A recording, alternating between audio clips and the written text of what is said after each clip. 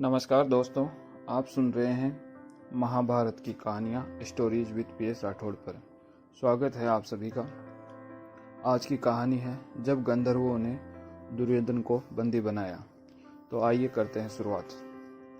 महाभारत की कहानियों में अब तक आपने जाना कि शकुनी ने दोबारा से युधिष्ठिर को द्यूत क्रीड़ा में बुलवाकर पांडवों को 12 वर्ष का वनवास एवं 1 वर्ष के अज्ञातवास को भेज दिया।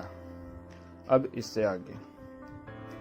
उसी समय महर्षि वेदव्यास हस्तिनापुर आए और महाराज धृतराष्ट्र से बोले, राजन, तुम्हारा पुत्र दुर्योधन निरंतर पांडु पुत्रों पर अत्याचार कर रहा है और तुम चुप हो।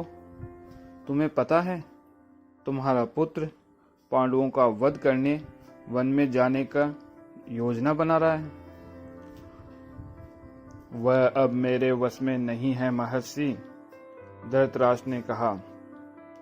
मेरी समझ में नहीं आता कि मैं अब क्या करूं, मैं उसे कैसे समझाऊं। राजन, महर्षि मैत्रेय काम्यक वन में पांडवों से मिलकर इधर ही आ रहे हैं। उनकी बात ध्यान से सुनना। वे दुर्योधन को समझाएंगे। उनके साथ किसी तरह का भी अनुचित व्यवहार मत कर बैठना। चेतावनी देकर महर्षि वेदव्यास चले गए। उनके जाने के बाद ही महर्षि मैत्रेय ने धृतराष्ट्र की राज्यसभा में प्रवेश किया। सभी ने खड़े होकर आदर सहित उनका सत्कार किया।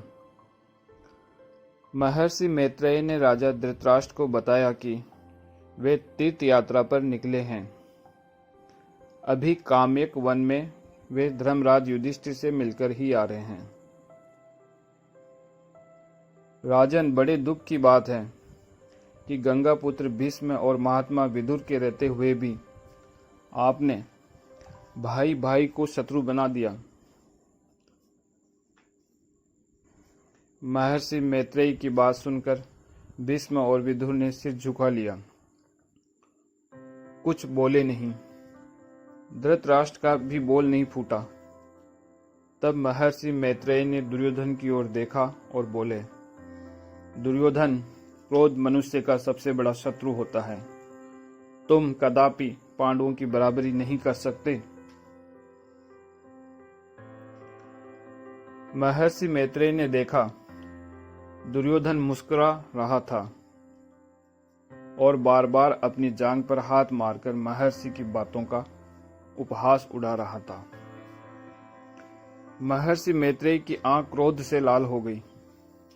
उन्होंने आसन से उठकर जल का आचमन किया और बोले, अरे अधम, तुझे अपनी शक्ति का इतना अहंकार है कि तू मेरी बात सुनने को भी तैयार नहीं है।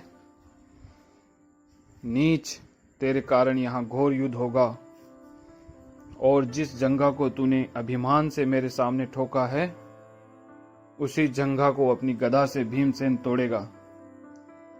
वही क्षण तेरी मृत्यु का होगा। धृतराष्ट्र कांपकर उठ खड़े हुए और बोले, भगवान, ये आपने कैसा श्राप दे डाला। इस मूर्ख को क्षमा कर दीजिए। राजन, ये नीच अभी भी वन में अकेला जाकर पांडवों से क्षमा मांगकर उन्हें मैत्री भाव से यदि यहाँ ले आए तो इसे मेरा श्राप नहीं लगेगा। पर दुर्योधन कहाँ किसी की सुनने वाला था। महर्षि मैत्रेय फिर एक पल भी वहां नहीं रुके और चले गए। परंतु काल के वशीभूत हुए दुर्योधन पर जैसे उस श्राप का कोई असर ही नहीं हुआ। वह हंसता ही रहा। महाभारत में एक कहानी है जो हमें दुर्योधन को चित्रसेन नामक गंधर्व द्वारा बंदी बनाए जाने की सूचना देती है।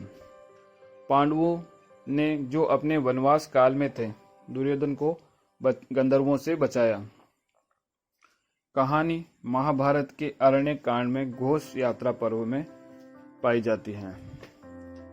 कहानी अनुशंसा करती है कि जो धर्म की रक्षा करता है उसकी धर्म द्वारा रक्षा की जाएगी। तो आइए कहानी सुनते हैं। पांडव जब द्वैत वन में निर्वासित जीवन शांतिपूर्ण ढंग से व्यतीत कर रहे थे, तब दुर्योधन को कर्ण तथा शकुनी ने परामर्श दिया कि आपने अपने पराक्रम से पांडवों को निर्वासित किया है तथा पूरी पृथ्वी पर इंद्र की तरह भोग करने का आपको अधिकार है। अतः चलकर द्वैत वन में पांडवों को अपनी श्रेष्ठता दिखानी चाहिए। उनके दुख एवं द्रौपदी की वल्का अवस्था से अपनी छाती ठंडी करें एवं उन्हें अपने ऐश्वर्य से वहां जाकर जलाना चाहिए। दुर्योधन के कहने पर शकुनी, कर्ण और दुशासन ने योजना बनाई। राजा धृतराष्ट्र से कहा कि हम घोष यात्रा करना चाहते हैं। इस समय गाय रमणीक प्रदेश में ठहरी हुई है और यह समय उनकी गणना करने का उचित समय है। इससे उनके बछड़े, रंग और आयु की गणना आसानी से कर सकते हैं। ये सुनकर धृतराष्ट्र ने यह कहकर मना कर दिया कि उस क्षेत्र में पांडव ठहरे हुए हैं, अतः तुम उधर न जाओ तो ही उचित है। गो की गणना के लिए किसी दूसरे विश्वास पात्र व्यक्ति को भेज दो। ये सुनकर शकुनी ने कहा, राजन, हम लोग केवल गायों की गणना करना चाहते हैं। पांडवों से मिलने का हमारा कोई इरादा नहीं है। जहां पांडव रहते होंगे हम वहां तो जानकर भी नहीं जाएंगे। इस तरह शकुनी ने धृतराष्ट्र मना लिया और दुर्योधन, शकुनी और कर्ण मंत्री और सेना सहित वहां जाने की आज्ञा दे दी।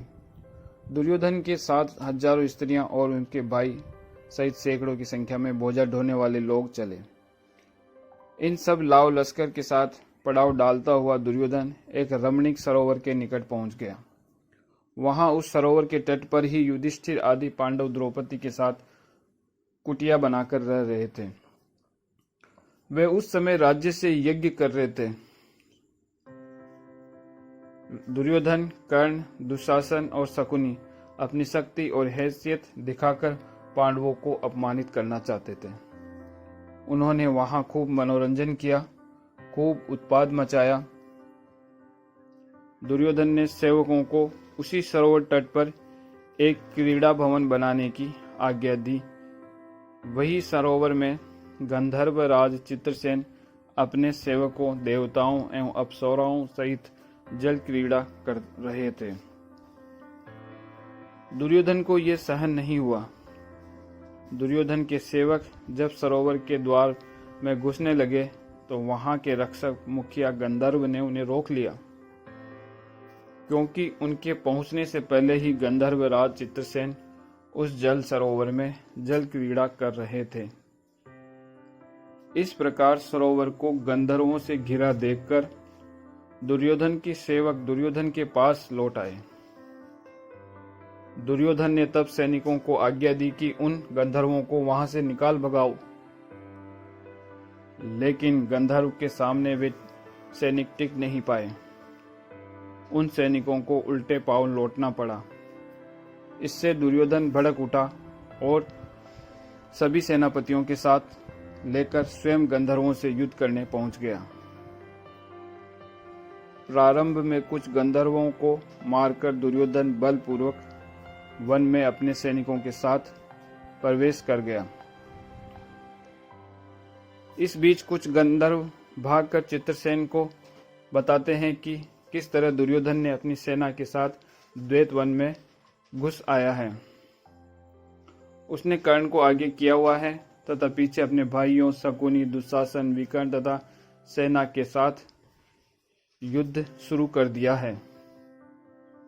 तब चित्रसेन को क्रोध आया और उसने अपनी माया से भयंकर युद्ध किया। कुछ ही देर में दुर्योधन की सेना रणभूमि से भागने लगी। गंधर्वों ने सबसे पहले कर्ण को परास्त किया, उसका रथ तोड़ दिया, जिससे कि वह विकर्ण के रथ पर वहां से पीठ दिखाकर पलायन कर गया। कौरवों की हार को देखते हुए दुर्योधन के भाई और साथी युद्ध छोड़कर पीठ दिखाकर भागने लगे।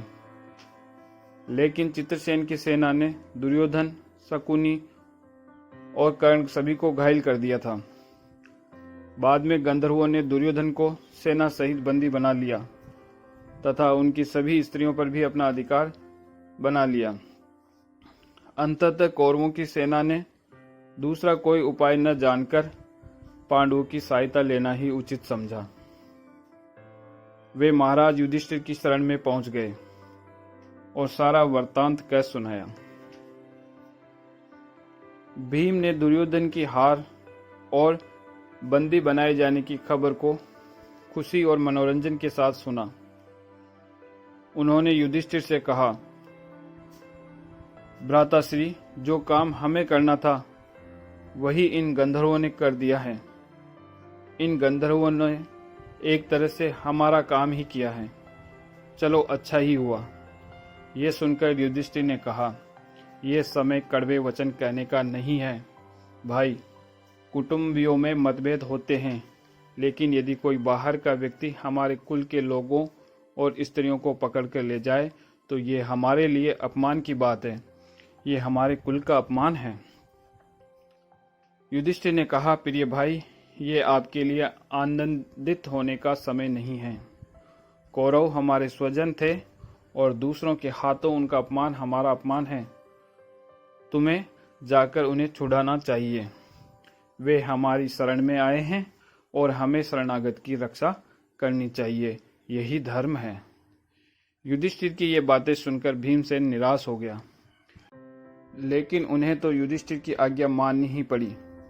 तब पांचों पांडवों ने प्रतिज्ञा की कि यदि गंधर्व लोग समझाने बुझाने पर कौरवों को नहीं छोड़ेंगे तो हम गंधर्वों का रक्तपात करेंगे। गंधर्वों ने युधिष्ठिर की शांति वार्ता को ठुकरा दिया। तब भयंकर युद्ध हुआ और हजारों गंधर्वों को यमलोक पहुंचा दिया। गंधर्व और पांडवों के बीच भयंकर युद्ध हुआ। अंत में अर्जुन ने दिव्यास्त्र का संधान किया। अर्जुन के इस अस्त्र से चित्रसेन घबरा गया। तब उसने अर्जुन के समक्ष पहुंचकर कहा, मुझे क्षमा करे मित्र, मैं तुम्हारा सखा चित्रसेन हूं। अर्जुन ने यह सुनकर दिव्यास्त्र लौटा दिया। अर्जुन ने पूछा, तुमने स्त्रियों सहित दुर्योधन को बंदी क्यों बनाया है? चित्रसेन ने कहा, वीर धनंजय, दुरात्मा दुर्योधन और पापी कर्ण का अभिप्राय उन्हें मालूम था। ये लोग आप लोगों का उपहास उड़ाने की इच्छा से यहाँ पड़ाव डाल रहे थे। किसी प्रकार का अनर्थ ना हो, इसलिए देवराज इंद्र की आज्ञा से ही मैंने ये सब किया है। पांचों पांडवों ने जब ये सुना तो वे सन्न रह गए। तब भी अर्जुन ने कहा, चित्रसेन, यदि तुम मेरा प्रिय करना चाहते हो तो धर्मराज के आदेश से तुम हमारे भाई दुर्योधन को अभी छोड़ दो। उनके अनुरोध पर उन्होंने दुर्योधन को रिहा कर दिया। दुर्योधन पांडवों की उपस्थिति में अपमानित महसूस कर रहा था। दुर्योधन ने भरे मन से युधिष्ठिर को प्रणाम किया और लज्जित होकर अपने नगर हस्तिनापुर की ओर लौट गया। आज के लिए इतना ही। कहानी को पूरा सुनने के लिए धन्यवाद।